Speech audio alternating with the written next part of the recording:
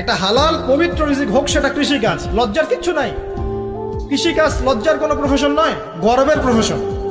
কারণ আল্লাহ পাক বহু নবীকে রাখালি করিয়েছেন, পশুপালন করিয়েছেন। জানেন, মুসা আলাইহিস সালামকে আল্লাহ পাক পশুপালন করিয়েছেন 8 বছর 10 বছর। এগুলো কোনো লজ্জার প্রফেশন নয়, এটা গর্বের প্রফেশন।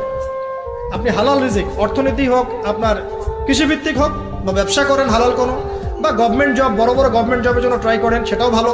যদি না পান, বেসরকারি জব পান, আলহামদুলিল্লাহ। খেয়াল রাখবেন, জব করতে গিয়ে, ব্যবসা করতে গিয়ে এবং রিজিকের সন্ধান করতে গিয়ে আপনার নামাজ যেন ছুটে না যায়, আপনার রিজিকে হারাম যেন ঢুকে না যায়, আপনাকে যেন সুদ খেতে না হয়, আপনাকে যেন ফ্রি মিক্সিংয়ে যেতে না হয়, এগুলো খেয়াল রাখেন।